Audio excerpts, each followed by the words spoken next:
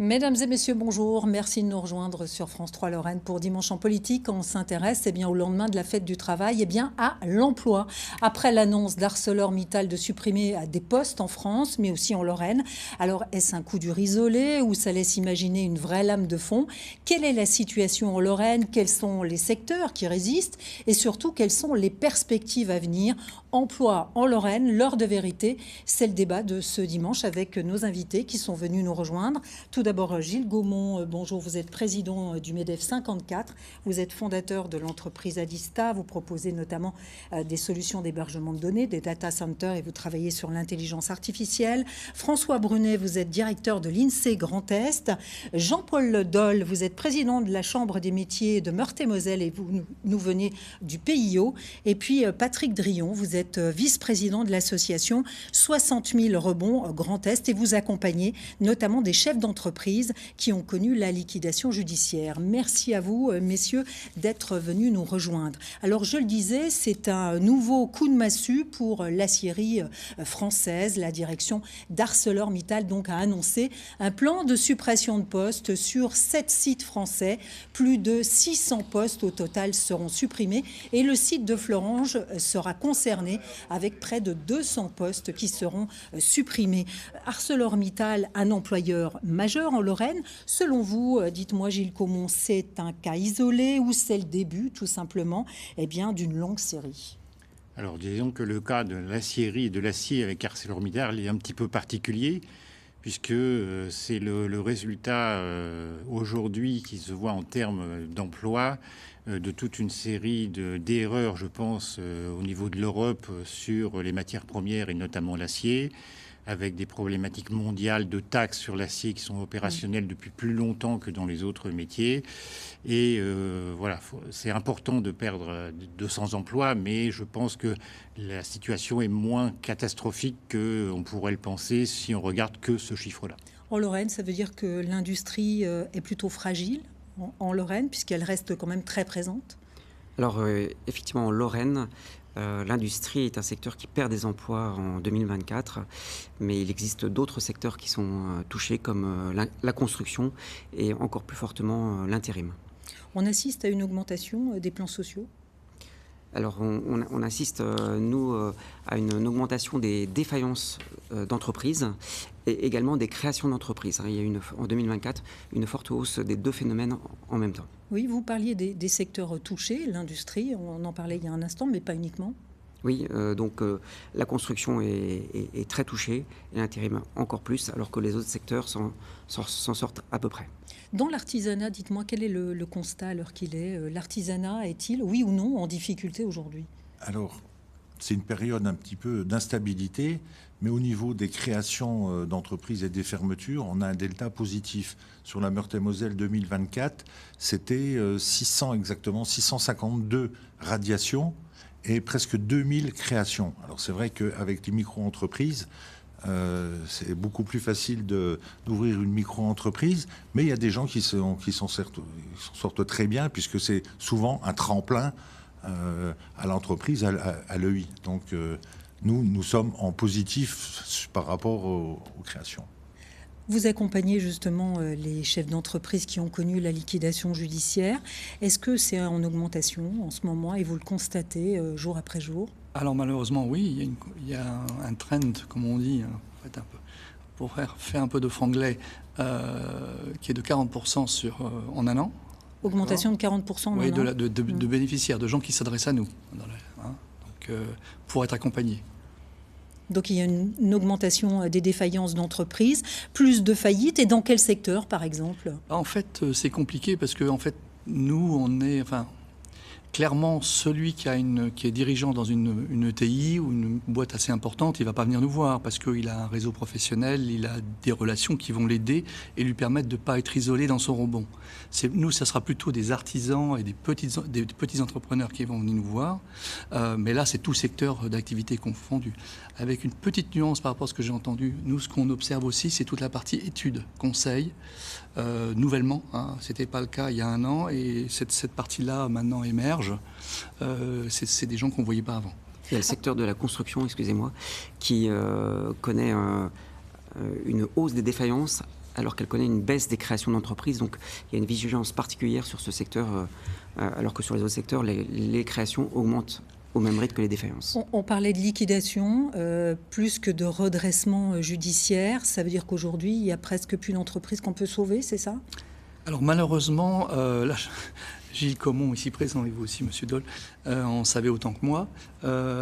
Moi, ce que je vois, c'est qu'effectivement, les chiffres que j'ai, qu'on partage, c'est qu'effectivement, il y a beaucoup de liquidations judiciaires directes. S'il y a des jugements comme ça veut dire qu'il n'y a plus d'actifs dans les entreprises et qu'on ne peut pas les sauver, tout simplement. Donc voilà. Et également le fait que certains entrepreneurs, et ça concerne quand même clairement plutôt les petits, n'ont des fois et souvent plus envie de se battre. Puisqu'en fait, ça fait quand même 4 ou 5 ans qu'on est dans des crises régulières qui se renouvellent tous les ans. Et au bout d'un moment, ils jettent l'éponge. Et donc, ils vont à la liquidation, mais ne demandent même pas une tentative de redressement parce qu'ils n'y croient plus et surtout, ils n'ont plus envie. Ou à la fermeture. Ouais. Ou à la fermeture, parce qu'ils ont des entreprises qui ont du mal à vendre. 52% des entreprises artisanales, quand le chef d'entreprise arrive à la retraite, 52% ne trouvent pas de repreneur à 18 mois. Pourquoi ? Parce qu'il n'y a plus l'envie pour certains d'entreprendre ou parce que l'outil de travail n'est pas assez performant ? Alors ça peut être ça aussi. Aujourd'hui, un jeune qui veut reprendre une entreprise va regarder parce qu'il a travaillé dans des belles entreprises souvent.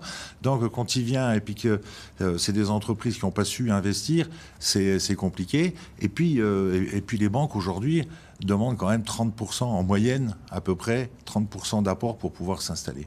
Alors 60 000 rebonds, c'est une association qui existe partout en France et notamment dans le Grand Est. Alors pour bien comprendre bien votre mission, je vous propose qu'on parte à la rencontre d'une jeune entrepreneur qui pensait avoir tout perdu après la faillite de sa société, mais elle a rebondi grâce justement à votre association 60 000 rebonds. Bonjour Monsieur Augrand. Vous allez bien ? Ça va, merci. Stéphanie Cuc a décroché un rendez-vous dans cette entreprise. Objectif, vendre des panneaux solaires. Et on pourra vous proposer en fait une installation pour cette implantation. Elle a quelques minutes pour convaincre le responsable du site. Donc là, vous auriez une installation qui présenterait à peu près 1400 panneaux photovoltaïques. Un tout nouveau défi pour la jeune chargée d'affaires. J'y connaissais rien du tout, absolument rien. Ça fait 1 an et demi que je travaille dans le photovoltaïque aujourd'hui et ça vient petit à petit. Car avant, Stéphanie Cuc faisait tourner son entreprise d'ameublement installée près de Lille. Le succès pendant des années et puis la faillite à cause, dit-elle, du Covid. On essaye de trouver des solutions, mais quelquefois il n'y en a pas. En fait, on est obligé de fermer. Et là, en fait, vous tombez, quoi. Vous tombez par terre, et vous vous retrouvez à plus savoir quoi faire, plus savoir ce que vous avez envie de faire. Le choc pour cette mère de famille qui s'inscrit rapidement à France Travail. Là-bas, elle est orientée vers une association. Salut Christian, ça va ? Oh, content de te voir. Merci. Un réseau d'entrepreneurs qui va l'accompagner pendant plus d'1 an. Moi aussi, je suis contente. Après notre belle conversation. On a des gens qui sont, abîmés par une épreuve difficile. Et puis chacun, avec sa chance, avec ses talents, fait ce qu'il peut pour rebondir dans les meilleures conditions. Un suivi individualisé avec un coach certifié. Fait 7 séances avec lui. Oh, je crois 8 ou 9. Elle enchaîne ensuite les candidatures jusqu'à l'embauche. Toutes ces séances, elles m'ont permis de dire c'est l'échec, d'accord, maintenant il faut se servir de cet échec et rebondir dessus. Et aujourd'hui, j'ai transformé cet échec en une réussite. Pour moi, c'est une réussite. Une réussite récompensée. Stéphanie remporte le prix du meilleur rebond salarial, lauréate parmi 1300 entrepreneurs suivis par l'association. Dites-moi, quelles sont les raisons, la plupart du temps, que certains entrepreneurs mettent la clé sous la porte? Alors là, Qu'est-ce qui vous donne comme explication, par exemple? il y a plein d'explications. Alors, déjà, psychologiquement, le premier réflexe, première difficulté, le déni. Donc, ils vont jusqu'au bout, et ils se font pas assez aider, et donc ils plongent, alors qu'il y avait des outils, il y avait autour d'eux des structures consulaires, il y avait des conseils qui auraient pu les aider. Donc ça, c'est la première chose. Donc défaut de conseil et défaut d'anticipation. La deuxième, c'est qu'il y a quand même, on a parlé de la crise Covid, elle a été là. Elle a généré la mise en place de PGE. Le problème du PGE, c'est qu'il faut le rembourser. Les prêts garantis. Voilà, le fameux PGE, il faut le rembourser. Et on le rembourse. Quand il faut le rembourser, on arrive à un moment un peu particulier où les marges, on en parlait tout à l'heure, des artisans, des entreprises se sont dégradées, puisque augmentation des coûts énergétiques, des coûts salariaux, par exemple dans la restauration-hôtellerie, où ils ont été obligés de réajuster très fortement les salaires. Et donc ça devient vite compliqué, et il y a un problème de trésorerie qui va apparaître et qui fait que l'entreprise va devoir procéder à des mesures définitive. François Brunet, on a une raison, ou plusieurs raisons? Il y a d'autres raisons. Par exemple, il faut savoir qu'au niveau de la France, l'économie ne va pas très bien. En 2024, le produit intérieur brut avait augmenté de 1,1%, ce qui est pas mal, c'est dans la moyenne des 10 dernières années. Mais ceci dit, il avait augmenté fortement en début d'année et a commencé à décliner en 2024. Et l'INSEE pense qu'on va avoir une croissance molle en début 2025. Donc, quand l'économie générale va moins bien, c'est plus difficile pour chacun. Ça, c'est une première explication. Après, il peut y avoir des explications plus locales. Si on se trouve dans des territoires en déprise démographique, où on est dans un bourg où les personnes partent, tenir un commerce est plus difficile qu'avant. Voilà, il y a aussi des phénomènes démographiques ou économiques qui peuvent influencer le devenir d'une entreprise. Selon vous, quelles sont les raisons? Déjà, il faut voir que le métier de chef d'entreprise est certainement un des métiers les plus compliqués. Parce qu'il faut savoir parler un petit peu de tout et être au courant tant de la comptabilité, de la fiscalité, du commerce, de tout ce que vous voulez. Donc ça nécessite quand même des gens qui ont cette capacité et cette curiosité intellectuelle. Et il y en a qui réussissent et d'autres qui réussissent moins. Et puis, je pense aussi que le chef d'entreprise est un solitaire. Il est souvent, comme vous disiez, il manque d'accompagnement. Et donc, tout seul, on a quand même moins d'idées qu'à plusieurs. Et souvent, ils s'enferment un petit peu dans leur monde, manque de conseils. Et à un moment, ça dépasse. C'est le burn-out du patron qui est quasiment irréversible. Et donc là, on voit, par exemple, dans les 60 000 rebonds, souvent, les patrons deviennent des salariés. Et c'est peut-être le constat que, alors soit ils n'étaient pas forcément à leur place avant, soit que c'est une façon de travailler quand même très différente. C'est 10% en fait. 10% de chefs d'entreprise qui arrêtent leur entreprise pour redevenir salariés. 10%. On parlait des PGE, il y a aussi la crise de l'énergie par exemple. Alors ça a coûté cher, effectivement. Je pense aux boulangers, par exemple. Ça a été le plus dur pour eux, où on a vu des x3, x4 sur la facture d'électricité.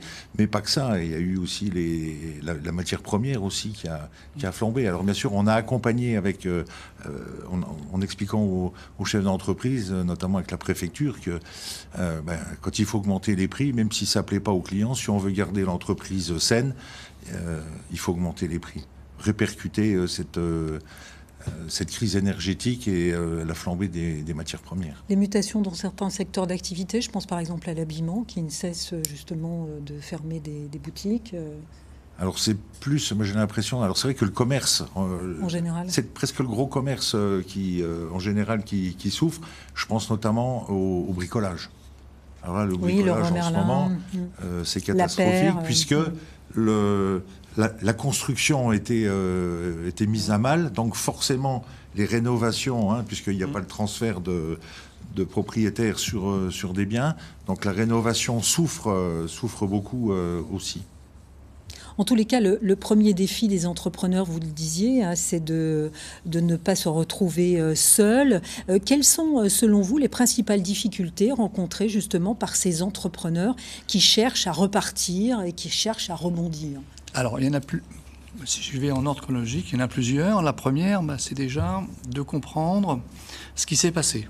Et c'est là où on a un apport, puisque en fait nos bénévoles vont travailler, la coach, mais aussi un par un, vont travailler sur le fait qu'il y ait une bonne compréhension de ce qui s'est passé.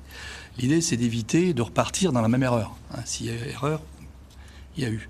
La deuxième chose qui va se passer, c'est que ils vont changer de posture. Regarder dans le rétroviseur en disant c'est la faute à un tel, à mon fournisseur, à mon client du schmoll, à mon banquier, etc. On va les amener à regarder devant vers un nouveau projet de vie. Alors qui sera soit salarial. Alors chez nous, c'est 2 tiers en salarial et 1 tiers en entrepreneuriat. Pourquoi seulement 1 tiers en entrepreneuriat ? Parce que déjà, ils sont pris une belle claque. Donc, ça ne donne pas forcément envie d'y retourner, même si on sait qu'il y a le gène de l'entrepreneuriat. Et la deuxième chose, c'est que vous parliez des banquiers et autres. Si vous voulez reprendre une entreprise alors que vous avez déjà déposé le bilan, ça va être compliqué, parce que le banquier ne vous fera pas confiance. Donc, il faudra que vous ayez de l'argent. Il se trouve que vous venez d'en perdre pas mal. Voilà. Vous confirmez le regard des banques et des employeurs, justement, il faut que les mentalités changent, par exemple, par rapport à ça ? Alors, on a une culture de l'échec en France qui est effectivement très différente des pays anglo-saxons. Le droit à l'erreur n'est pas forcément garanti, ce qui effectivement peut compliquer la vie de ceux qui veulent quand même y retourner malgré un échec. Et ce qui explique qu'effectivement plus des 2 tiers, au moins dans un premier temps, reviennent sur un mode plus tranquille, entre guillemets, qui est celui du salariat. Avant de déposer le bilan, pourtant, il existe des dispositifs pour aider, pour accompagner. Est-ce que généralement, certains frappent à la porte de la Chambre des métiers ou au contraire, ils restent seuls ? Alors, pas assez. Pas assez qui viennent frapper, comme on le disait tout à l'heure. Quelque part, en France, on n'a pas cette culture-là. On reste dans le déni et dans la honte. Mais c'est vrai qu'on a, dans les chambres de métiers, on a tout un tas de dispositifs et on a travaillé avec les organismes, avec l'URSSAF, les impôts, pour justement pouvoir les accompagner. C'est quelque chose qui fonctionnait bien, mais encore faut-il faire le premier pas, venir taper à la porte et dire voilà, ça va pas, qu'est-ce que je peux faire ?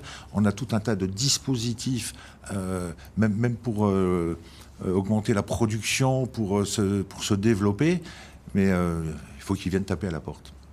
À qui la faute, justement, de ces défaillances d'entreprise, selon vous ? Alors, comme m'avait dit mon voisin tout à l'heure, il y a de multiples raisons.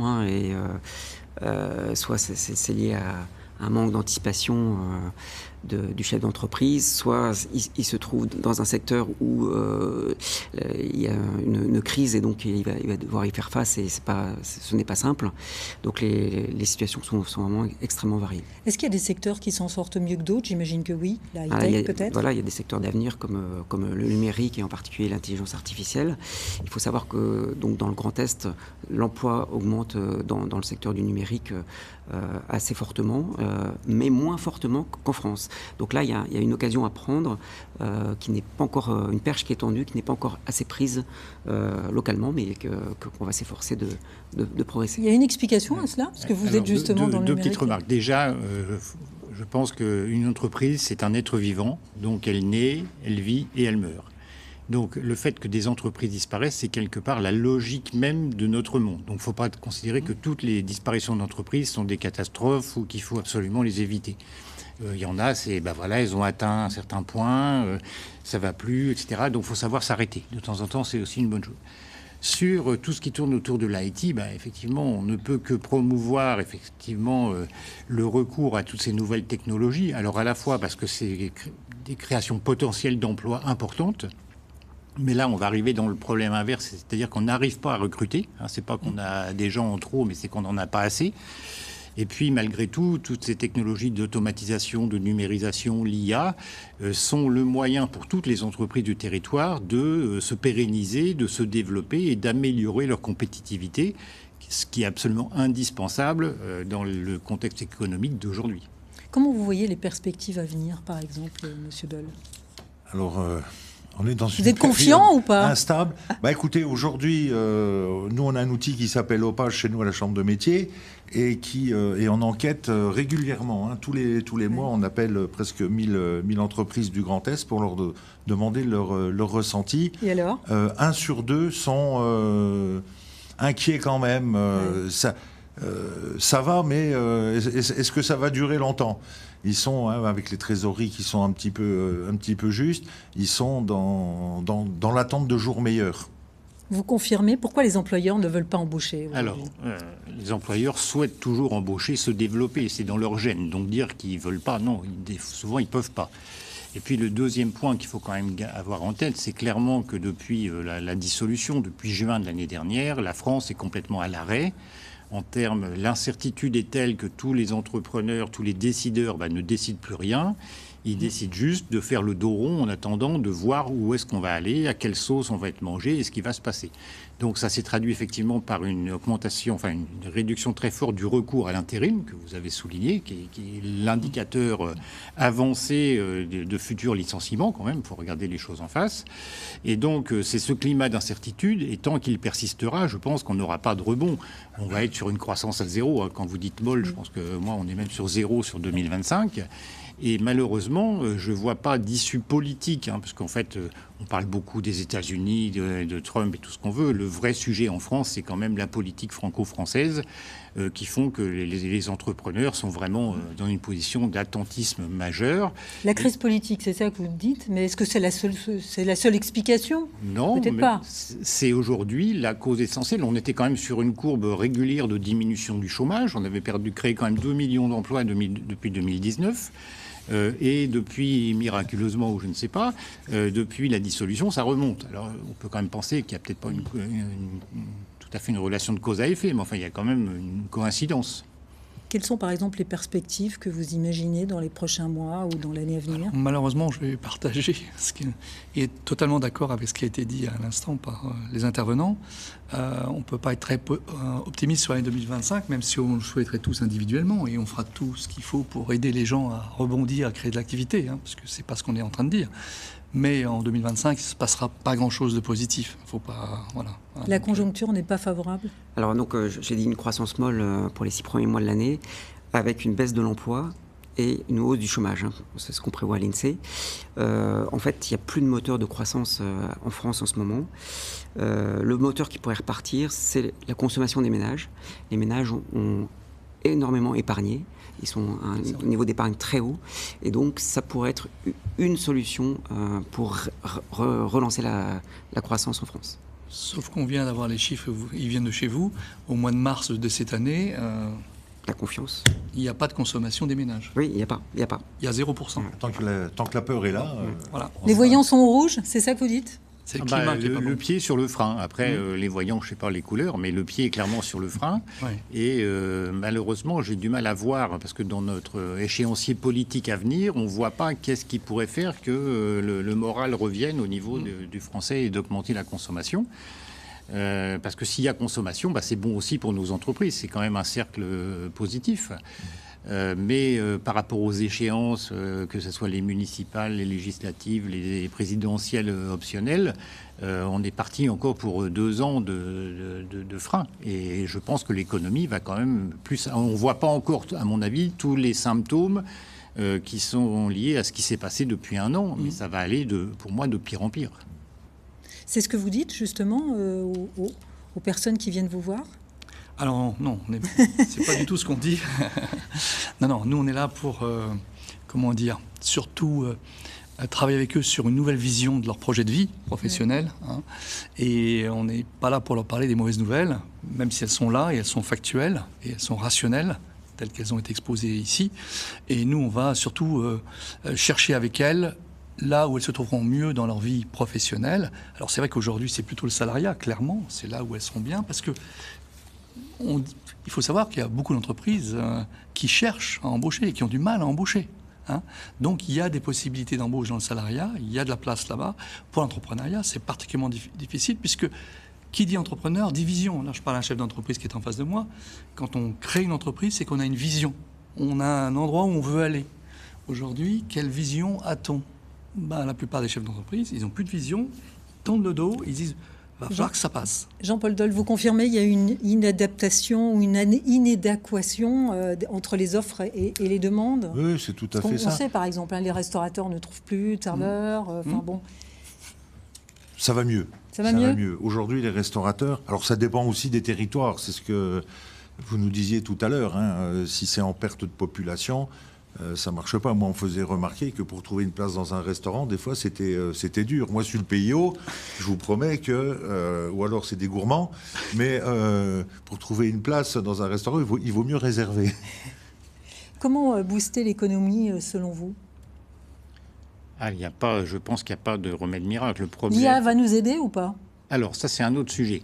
L'IA, c'est un moyen d'améliorer la productivité, donc l'efficacité du travail de chacun. Avec un nombre identique de gens qui travaillent, on va pouvoir générer plus de valeur, plus de richesse pour la France, pour les entreprises, pour la France, et donc permettre de redistribuer cette richesse, et qui aura deux effets positifs. Déjà que tous les salariés en bénéficieront, et puis l'État s'en trouvera d'autant mieux qu'il y aura plus de cotisations sociales, puisqu'il y aura plus de salaires et plus de redistribution. Donc l'IA, pour nous, c'est un vecteur absolument qu'il faut saisir au maximum de ses capacités, pour en faire bénéficier quelque part le pays en termes de productivité. On arrive au terme de cette émission. Rapidement, la Lorraine a quand même une carte à jouer, notamment avec le Luxembourg, peut-être ? Alors la Lorraine a une carte à jouer non seulement avec le Luxembourg, mais aussi sa proximité avec d'autres zones dynamiques comme la plaine alsacienne ou l'Île-de-France qui n'est pas si loin. Et par aussi ces pôles universitaires très attractifs et qui permettront de former les salariés de demain et nos cadres de demain. Et enfin, avec son tissu productif varié et encore assez dense. Vous êtes optimiste ou pas ? Je reste optimiste parce que bon, c'est vrai que l'emploi dans l'artisanat traverse une période d'instabilité, mais on a un levier. Et ça, c'est mon cheval de bataille, c'est l'apprentissage. Parce qu'aujourd'hui, les jeunes qu'on forme, et on a des magnifiques bâtiments, notamment sur Nancy, les jeunes qu'on forme aujourd'hui en apprentissage, en alternance, c'est nos futurs chefs d'entreprise de demain. Donc, optimiste et puis sur l'excellence. Vous aussi, vous êtes optimiste ? Ah oui, par nature, et parce que j'aime l'économie, j'aime mon pays, et donc il faut tout faire pour que ça aille mieux demain. Mais il faudrait peut-être que les autres politiques nous aident un peu plus, c'est sûr. Merci à vous, messieurs, d'avoir apporté vos différents points de vue. On arrive au terme de cette émission. Dimanche en politique continue avec Francis Letellier. Juste après, évidemment, votre point avec l'actualité. Je vous souhaite de passer une belle journée sur la 3.